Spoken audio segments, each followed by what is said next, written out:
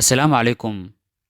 2020 waa sanad nalooga baahan yahay u soo jeesasho dhab ah, isbeddel dhab ah, inaan marada hurgufno isla markaana hurino mawhibada shakhsi ahaaneed ee nagu duugan. Dhab ahaantii ma ahan inaan u dabaaldegayno sanadka cusub, balse waa inaan is xasuusino mar walba isbeddelka nafsiyan ee nalooga baahan yahay, maadaama sanadku yahay mid jadwal ahaan nolosheena ku socota. Waxaan idiin soo gudbinayaa anigoo ah Masar Kaahiye. Fadlan rukuma janaalka si aad ula socoto mawduucyadeena. Ku soo dhawaada mawduuceena maanta.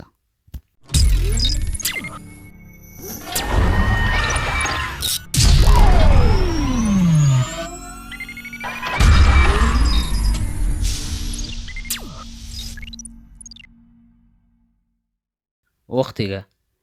Ciwaankeena koowaad ee mawduucan isbeddelka 2020 waxaan uga hadli doonaa waqtiga.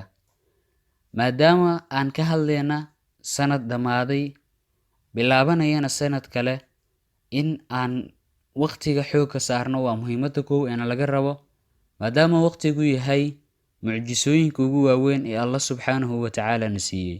Waa inaad ogaataa in maalin tagtay aysan kugu soo laabaneen, aad caajiska ka kacdo, aad marada iska hurgufto. Ka xorow xarkaha iyo silsiladda labalabeynta iyo dib u dhigidda nolosha. Noloshu waxay kaaga baahan tahay u soo jeesasho dhab ah, inaad marada hurgufto isla markaasna aad tiraahdo waa qaban karaa, waa gaari karaa, in aadan isciilin marnaba. Mawhibadaada. Mawduuca labaad ee aan uga hadlayna ciwaankan wuxuu noqon doonaa mawhibada. Inaad soo bixiso mawhibadaada dhabta ah. Maxaad ku fiican tahay? Qoraa maa ku fiican tahay? Editor maa ku fiican tahay? Kolba inaad soo saarto mawhibadaada dhabta ah, farsamadaada dhabta ah ama mawhibada waxaad u taqaanid.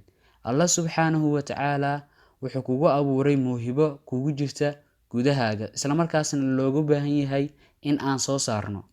Mawhibada ayaa noqon karta mid caqli ahaan, jismi ahaan, mid la taaban kara, mid aan la taaban karin.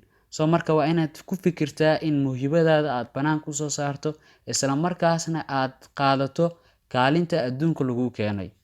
Aamusnaanta.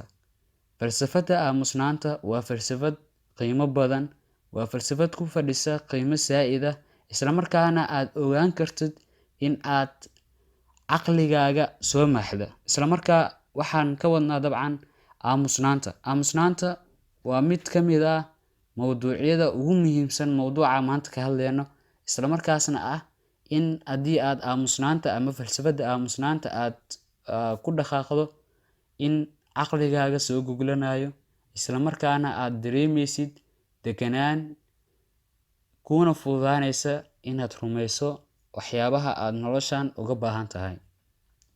Dadaal. Dadaalku ma ahan mid afka uun laga yiraa, balse waxaa loo baahan yahay inaad dadaashid, aad waqti u hurtid, aad gelisid waxyaabo badan oo lagaaga baahan yahay dadaalka. Dadaalku ma ahan sida aad u moodid, balse waa inaad kacdaa oo jiifka ka kacdaa. Wax kasta waa dabcan Ilaahay waa kugu abuuray, laakiin waxaa loo baahan yahay inaad dadaalkeeda ku imaatid. Haddii aad tirahdid waa iska joogaa, ma shaqaysanayo, arsaaqada Ilaahay ii qoray ayaan mataqaanaa ku intifaaca, aadan u kicin oo meesheed gaarin oo dabcan aadan waqtigaaga iyo dadaalkaaga aad isku biirsan, dabcan ma helaysid. Ilaahay ruuxu maxfuudka wax waa kugu qoray, balse dadaal inaad raacisid ayaa lagaa rabaa. Go'aan qaadasho dhab ah. Marka aan leenahay go'aan qaadasho dhab ah, waxay daliil u tahay qodobkan hadduusan jirin in qodobadii hore aan ka soo hadalnay ay noqon doonaan maalayacni iyo sheeko. Go'aan qaadashadu waa mid lagaa rabo inaad dhab ahaan u fariisato, isla markaana aad tiraahdo waxaan waan xaqiijinayaa, way hagaagayaan, sideeda ayay noqonayaan. Go'aan qaadashadu waxaa looga baahan yahay inay yeelato hab jadwaleed nololeed. Dabcan waa inaad jadwal degsataa oo tiraahdaa jadwalkaygu wuxuu ku soconayaa plan A, plan B, plan C. Aadna ka dhabayso mid kasta. Marka waa gaaraysaa hamigaaga. Intaas ayaan kusoo gabagabeynaynaa mawduuceena maanta. Waxaa idiin soo jeedinayay anigoo ah Masar Kaahiye.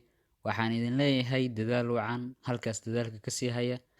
Dabcan waad ku gaari kartaa hamigaaga, waanad ku xaqiijin kartaa. Wassalaamu calaykum waraxmatullaahi wabarakaatuh.